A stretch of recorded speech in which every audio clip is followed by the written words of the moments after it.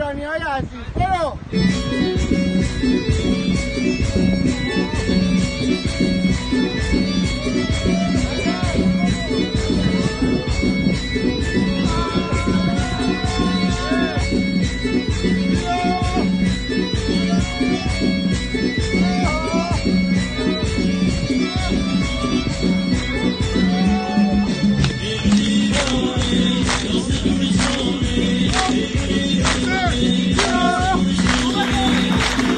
این هفته خبر تو خبر داره براتون از ادامه سریال قمپوزای شیخ فری و دست و پا زدنش برای حفظ جسم بیروح برجام.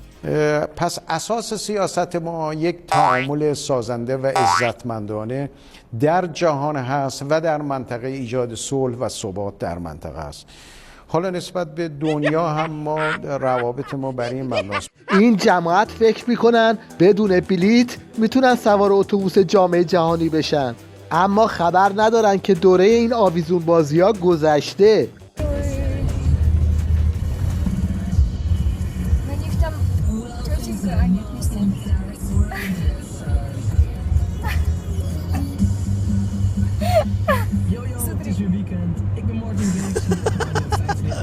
حالا این شما و این یه نمونه از تعامل عزتمندانه دنیا با نظام و حاج قاسمش. رئیس سازمان اطلاعات آمریکا سیا میگه سردار سلیمانی نامه‌ای رو که براش فرستاده بود باز نکرده و نخونده. سلیمانی این نامه رو باز نکرد. چیزی که در این نامه می‌خواستیم بهش بگیم این بود که در صورت حمله نیروهای تحت کنترل ایران به منافع آمریکا در عراق، ما او و ایران رو مسئول خواهیم شناخت. این ادا و اطوارای پاسدار سلیمانی دردی از عظما و نظامش دوا نمیکنه. هر چقدر هم تقلا کنه النهایه سیاه چاله سرنگونی همشون رو میکشه تو خودش.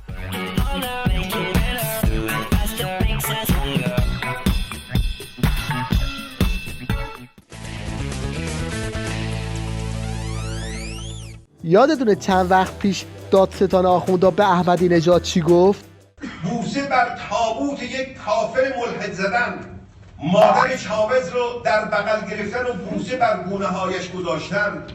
احمدی نژاد هم در تلافی این فیلم رو از آرشیو تیوی ریش کشید بیرون تا بگه چطور اون وقت که چاوز میگفت امام خامنه ای حلواش میکردید، اما حالا شد کافر و ملحد. همونطور که امروز عصر امام خامنه ای به ما گفت که تو این وضعیت بزبز قندی نظام بیشتر از هر وقت دیگه ای نگران نفوذه. حالا چراشو بذارید خودش بگه. همین الان نفوذ دارن اینا، نه که حالا همه به هم شک کنن یا بگن آی دیگه نفوذ کردن بدبخت شدیم، نه، ولی هوشیار باشین.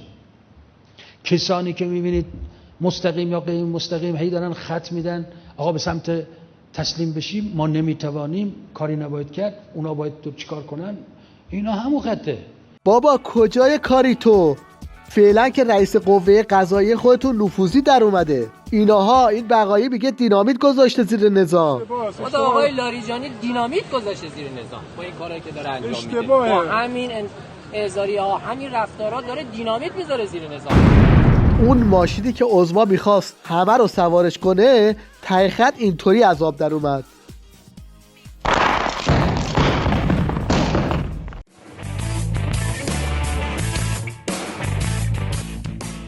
بعد از بوفالوی ولایت یعنی علم الگدا، حالا نوبت به این بادمجون ولایی رسیده که به صحنه بیاد و تو جمعه بازار علیه خانم‌های هنرمند عربده کشی کنه. در استان خودمون میشنویم در همین چند روز گذشته باز حادثه‌ای به وجود میاد، ابتذال فرهنگش رواج پیدا میکنه. در مجلسی که مردان نشستن و زن میرود نمیدونم پشت صحنه و اجرای یک برنامه موسیقی مبتذل رو به عهده میگیرد. شما بیایید مگه مرد قحطیه که زن بیاد تنبک بزند و نمیدونم مجری بشود و دیگران هم کف بزنند و هورا بکشند. احتمالاً منظور این دایناسور از برنامه موسیقی یه چیزی تو این مایه هاست.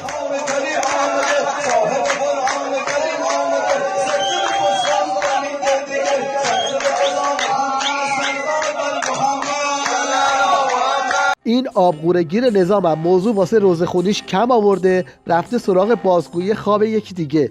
ببینید چه آسمون و ریسمونی به هم میبافه. خطاب به این همه جمعیت کردن، فرمودن کی حاضره که این شمشیر رو از من بگیرد و سر محمد رضای پهلوی رو بزند. دیدم از این جمعیت هیچ کسی لبیک نگفت. ناگهان صفها باز شد، این جمعیت دیدیم کوچه باز کردن، یک کسی داره میاد به طرف پیغمبر، آمد وسط این میدان، دیدیم روح الله الموسوی الخمینی است. نبی مکرم اسلام شمشیر رو دادن به دست امام. امام شمشیر رو بلند کرد، گردن شاه رو زد و دیدیم بدن بی سر شاه با امام گلاویز شد. امام دست برد، امعا و احشاش رو ریخ بیرون و انداختش اون طرف. این رویا رو 30 سال قبل از وفات آقای بروجردی یک صاحب دلی دیده بود. مگر اینکه امامتون تو خواب از این غلطا بکنه، وگرنه تو بیداری که چیزی بیشتر از یه آخوند بزدل نبود. همون موقع اگه 2 تا گربه هم بهش میدادن باز نمیتونست یه موشو بگیره.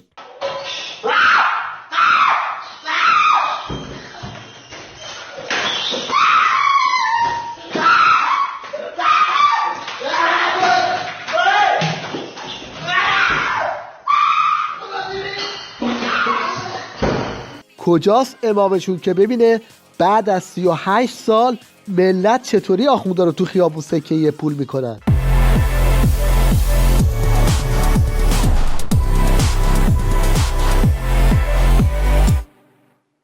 اخیراً یه موجی تو فضای مجازی به راه افتاده که وقتی به گربه ها میگن مجید، واکنش اونها دیدنیه. مجید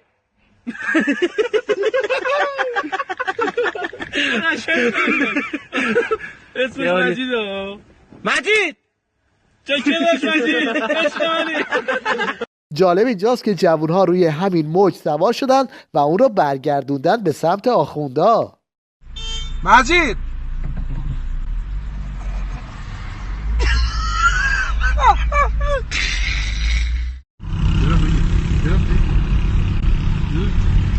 مجید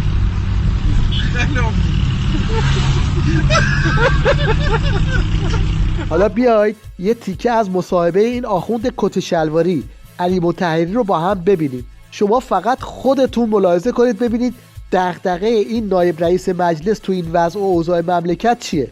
کلا مادر ما اصرار دارن که حتما باید حالا رنگ کنی، خضاب کنی، چیکار کنی. از این سفیدی چهره خوششون نمیاد. حالا منم چون یه ذره تنبلم، یعنی حالا فرض کن یه بارم رنگ بکنم خب دیگه دوباره یادم میره، باز دوباره سفید میشه. هی سفید سیاه این خوب نیست. میگم یه بار مردم سفید میبینن یه بار سیاه میبینن، اصلا کمی جالب نیست. دیگه مثل آقای روحانی هم نیستیم که دقیق خیلی منظم و اونجوری هم که یعنی وقتش هم یعنی اصلا یعنی نمیتونه، حوصله‌اش هم ندارم، همجور موندیم دیگه. زیاد نگران رنگ ریشت نباش، به زودی همتون مجبورین ریشاتون رو از ته بتراشید و فلنگ رو ببندید.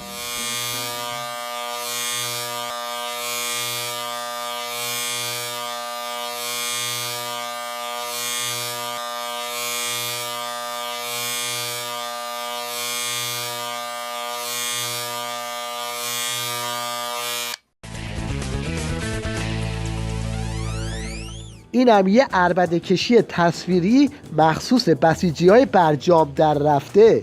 از چی میخواین بنالین؟ از اینکه مملکتمون اسلامیست ناله دارید که به درک ناله دارید، به جهنم که ناله دارید. انقدر بمونید توی مملکت یا بپوسید یا اگر جور و بزش رو دارید انقلاب کنید، قیام کنید. ما شاه رو انقلاب کردیم، سرنگون کردیم، بعد رفراندوم گذاشتیم گفتیم آقا جمهوری اسلامی ایران. شما هم میخواین نباشه جمهوری اسلامی ایران؟ خب خون بدید، کشته بدید، قیام کنید، بریزید تو خیابونا جمهوری اسلامی ایران رو سرنگون کنید، بعداً بشینید رایگیری کنید ببینید چه حکومتی باشه به جای جمهوری اسلامی ایران. طرف اومد از نظام دفاع کنه، فراخوان قیام داد. یکی نیست بگه تو بالاخره با کدوم طرفی؟ ریختی یا میخوای بریزی؟ این یکی مشنگ رو از دست ندید. میگه برای کاهش تصادفات و حوادث جاده‌ای باید قیمت سوخت رو زیاد کرد. یکی از عوامل مهم کاهش تلفات از 27000 تا به 16000 تا همین بوده که در یک مقطعی قیمت سوخت افزایش پیدا کرد. ولی چرا حالا استمرار زیادی پیدا نکرده؟ برای اینکه این افزایش قیمت سوخت پولش نیومده تو ارتقاء سطح حمل و نقل عمومی، رفته در کشور پخش شده. اینا فکر میکنن با این روش‌ها میتونن بقیه رو تلکه کنن، خبر ندارن که زرنگ‌تر از اینها هم هست. تا به حال انواع و اقسام تخلفات در زمینه پوشاندن پلاک خودروها رو دیده بودیم، اما اینجوری شو دیگه ندیده بودیم. راننده متخلفی که کلی نشسته فکر کرده تا از این طریق قانون رو دور بزنه. یه طراحی جدیدی انجام دادن متاسفانه که پلیس هم با شدت با اینا برخورد میکنه. وسیله‌ش هم این سیستم برقی بوده که با فشردن دکمه اون تخلفش رو جلوی دوربین‌های هوشمند راهنمایی و رانندگی پنهان میکرده. این سیمو به فندکی داخل خودرو وصل کرده که شارژ میشه، بعد از داخل کف خودرو وصل به پلاک جلو عقب. اما غافل از این که بار کج به منزل نمیرسه. خود راننده متخلف کجاست؟ الان زندانه. البته این راننده متخلف یک کار خلاف دیگه هم مرتکب شده و اون نصب سیستم دودزا بوده. مخزن دودزا گذاشته، به این سیستم وصل کرده به اینجا که دکمه رو داخل خودرو میزنه که دود پخش میشه. بالاخره اونجا هم یه تخلف بزرگی داره انجام میده. پلاکش دیده نشه، هم پلاک دیده نشه، هم متواری بشه. و باز هم چشمه دیگه ای از اقتصاد مقاومتی، این بار با چهارپایی مواجهیم که از پراید سبقت میگیره. باره دیگه خره معلوم نیست. ماشاءالله اینجا اتوبان تهران صبح زود خر در لاین سبقت. برو ماشاءالله.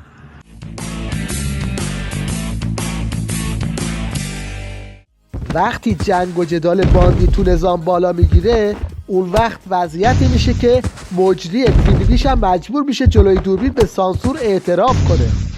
سر روستای سراب ذهاب یه چادر هلال احمر نی، خب گله به گله که میریم بالاتر اوضاع بدتر میشه. احتمالاً یه مشکلی در پایتخت وجود داره که همشون اونجا نشستن و نمیتونن اینجا باشن و نمیتونن مدیریت کنن. خیلی ها کانکس ندارن، خیلی شرایط دشواریه واقعا اونجا. آبار برداری نشده، خیلی مشکل. آقا من انقدر گریه کردم صبح تا حالا، کلم دارم آقا اوضاع خرابه، من نمیتونم بگم، کلی بهم گفتن حرف نزنم. ببین من ولی اگه 2 دقیقه حرف بزنم آقا، یک حرفایی دارم بزنم. 2 دقیقه. این هم مصاحبه تیویدیش با کشتیگیری که مجبورش کردن ببازه. آقا این مصاحبه است یا بازجویی؟ شما خودتون قضاوت کنید. گفتن که باید ببازن. باور خودت چی؟ از چه لحاظ؟ که مثلا همچین لحظه‌ای پیش میاد. حالا اگه مربی اونو به تو نمیگفت، تو خودت متوجه میشدی اگه ببری میخوری به اسرائیل. خب نه دیگه، من به خواسته دل خودم میباختم اون کشتی. باز هم حسین دوربینی و باز هم جنجال در پشت دوربین.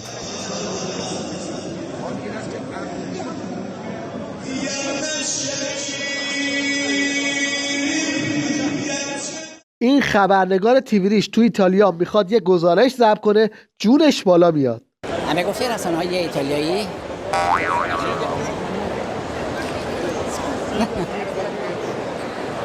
همه گفتی رسانه‌های ایتالیایی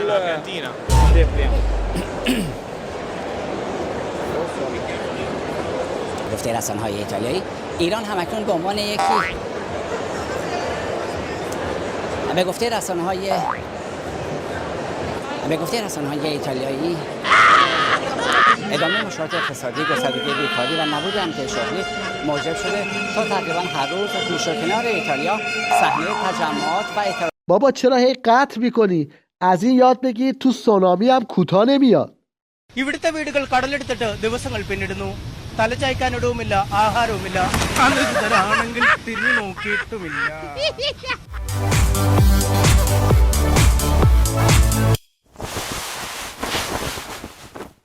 در پایان توجه شما رو به هنرنمای 2 ورزشکار جلب میکنیم که تلفیقی از ورزش و رقص فولکلوره.